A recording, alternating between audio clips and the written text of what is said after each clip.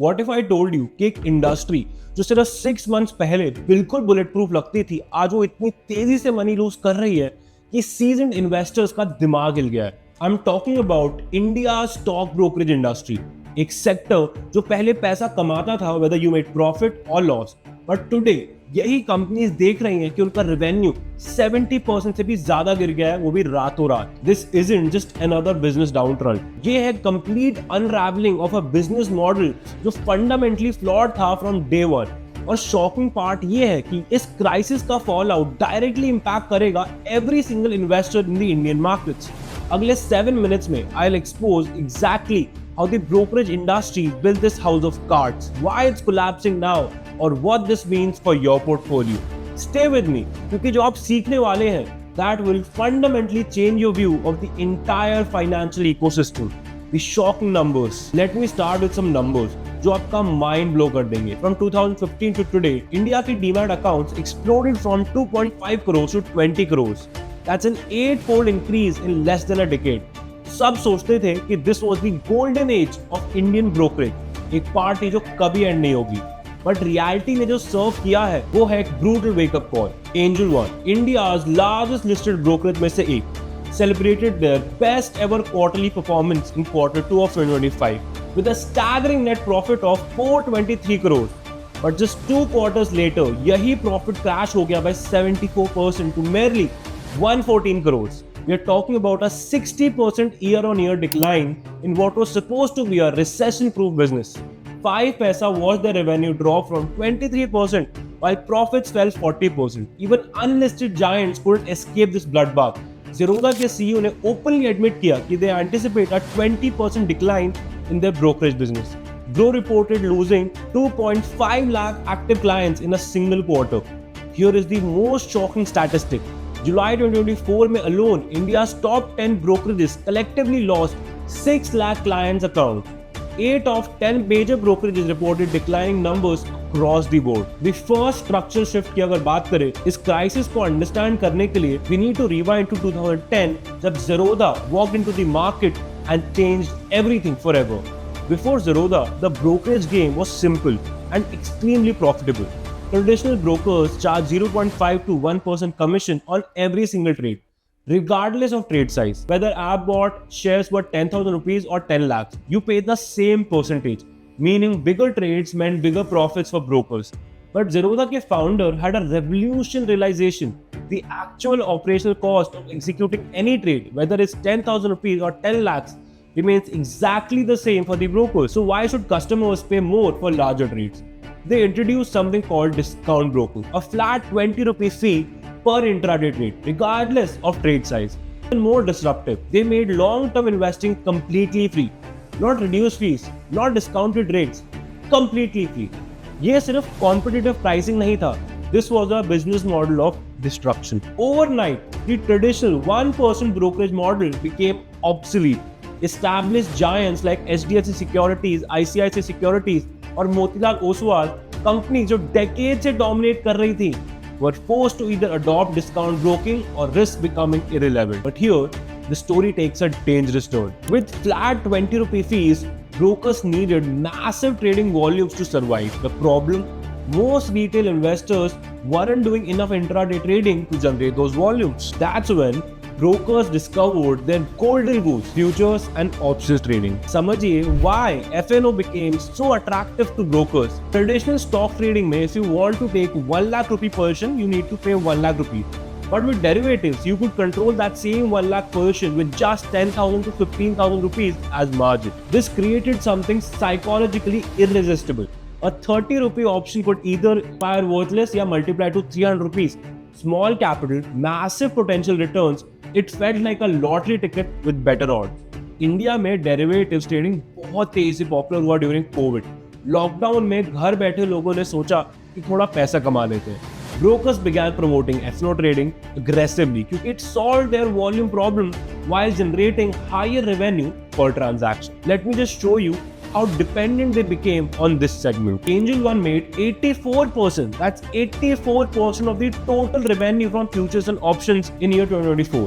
Even in their worst recent quarter, जब everything was falling apart, 1% of revenue still came from derivatives trading. ICICI Securities earned 1/3 of their retail business revenue from F&O.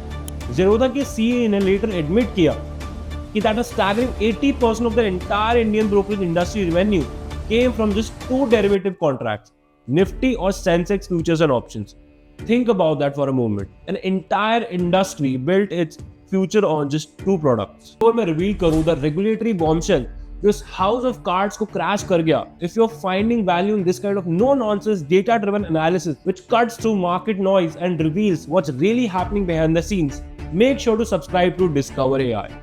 हम courses नहीं बेचते, stock tips नहीं देते और definitely premium Telegram channels नहीं बनाते. Our mission is to help you make better financial decisions. While brokers were celebrating the record profits from F&O trading, SEBI was quietly conducting a comprehensive study of what was actually happening to retail traders in this segment. The findings were absolutely devastating. Over a 3-year period, 93% of all F&O traders, that's 19 out of every 20 people trading derivatives, collectively lost 1.8 lakh crores. Let that sink in. Nearly 2 lakh crores in retail wealth was systematically destroyed while brokers were making record profits. India बन गया था एक derivative trading machine, generating 60% of world's total derivative volume, and almost everyone participating was losing money. The growth engine of the brokerage industry was literally built on the systematic destruction of the retail wealth. But individual losses weren't the only problem. Excessive derivatives trading creates what's called a systematic risk. It doesn't just hurt individual traders. ये destabilize करता है entire market को. Think of it this way. Imagine I own a house and have fire insurance to protect myself. That's risk management. But what if 100 strangers also buy a fire insurance on my house, betting it will burn down? Now if there's actually a fire, the insurance company has to pay 101 people instead of just me. The insurance company could go bankrupt. Exactly यही excessive derivatives trading करता है market के साथ. It amplifies volatility and creates system-wide risk. The violent market swings we have seen historically, 2008, the 2020 lockdown crash, या even meme stock rallies, derivatives actively dramatically magnifies these movements. Recognizing this systematic threat, SEBI dropped the regulatory hammer. They tripled minimum investment amount for several derivative contracts. They eliminated multiple weekly options जो pure gambling instrument बन गए थे. The impact was immediate and brutal. F&O trading volumes crashed by 70%, almost overnight. The golden goose-laying eggs for the brokers suddenly died. Faced with the collapse of their primary revenue source, brokers are now scrambling to find new business models. आपने probably noticed किया होगा that major players like Zerodha or Groww have obtained mutual fund licenses. They're venturing into wealth management, offering personal loans, launching credit cards, basically trying to anything to diversify their revenue streams. But here's the problem with this desperate diversification. These new businesses operate on completely different economics. Take mutual fund management, a fund with 10,000 crores in assets charging 0.5% annual fee generates just 50 crores in revenue. इसपे से they must pay portfolio manager salaries, office rent, technology costs, distributor commissions, compliance expenses, and market costs. Whatever's left becomes profit. Compare this to their old derivatives gold mine, जहाँ एक single F&O trader could generate thousands of rupees in monthly brokerage fees with minimal incremental cost to the brokers. The math simply doesn't add up. Easy money era is officially over. What this means for you? So what does this crisis mean for regular investors like you and me? The era of free trading might be coming to an end faster than we think. जैसे brokers desperately search कर रहे हैं for sustainable revenue sources, we are likely to see the return of higher brokerage fees, those annual maintenance charges जो many brokers pay during the growth phase. They could increase overnight. Services that are free today, portfolio tracking, research reports, advanced trading tools, might become premium features tomorrow. Some brokers might survive by finding innovative ways to monetize their platforms without directly charging customers more. Others might simply revert to the old model of charging for everything. The fundamental question is, will brokers build sustainable business models that align their success with investor success? या फिर they'll find new ways to extract money from the retail investors. Indian brokerage industry's meteoric rise was built on a foundation of sand. Derivatives trading जो enrich करती थी brokers while systematically destroying retail wealth. जब regulators finally stepped in to protect investors, that foundation crumbled in a matter of months. This isn't just a business story. ये है एक cautionary tale about misaligned incentives and how they can create systems that appear beneficial on the surface but are fundamentally destructive underneath. The brokers who emerge stronger from the crisis will be those who build genuine value for investors, not those who profit from investor losses. आप क्या सोचते हैं? What happens next? Will this crisis ultimately benefit retail investors, या will simply end up paying more for services we currently get for free? Share your thoughts in the comments below.